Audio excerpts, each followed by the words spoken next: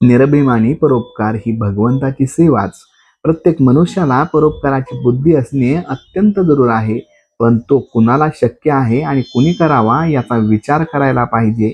ज्या शेतात पाणी भरपूर पुरून उरत असेल त्याच शेतातले पाणी बाहेर टाकता येते आणि ते हितावही होते. इतर शेताच्या बाबतीत ते होत नाही.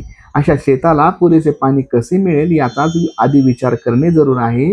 हीच दृष्टी परोपकार करणाऱ्या व्यक्तीने ठेवावी. ज्या महात्म्यांनी स्वतःचा उद्धार करून घेऊन जगाच्या कल्याणाकरिता जन्म घेतला त्यांनाच परोपकाराचा अधिकार.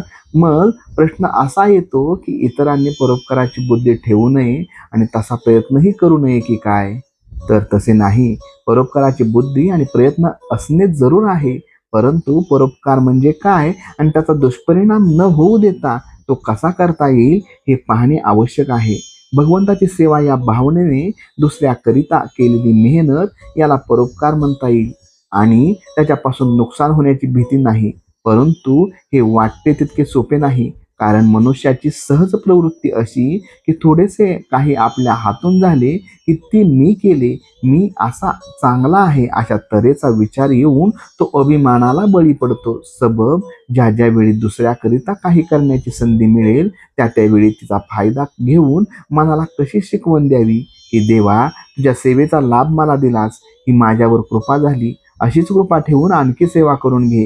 ही विचारसरणी जगात राहिली नाही तर आपला कसा घात होईल याचा पत्ताच लागणार नाही. म्हणून अत्यंत जपून वागणे जरूर आहे.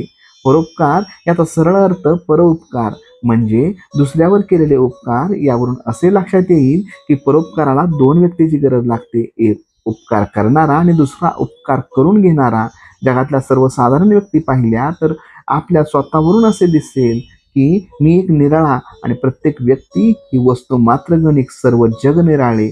मनाच्या या ठेवणीमुळेच जर आपल्या हातून दुसऱ्या एखादे काम होण्याचा योग आला तर मी दुसऱ्याचे काम केले ही जाणीव होऊन अहंकार झपाट्याने वाढू लागतो. म्हणून परोपकाराच्या बाबतीत अत्यंत सावध राहण्याची सूचना सर्व संतांनी दिली आहे. नामात राहिले म्हणजे अहंकार नाहीसा होऊन सावधानता येते आणि चित्त शांत होते.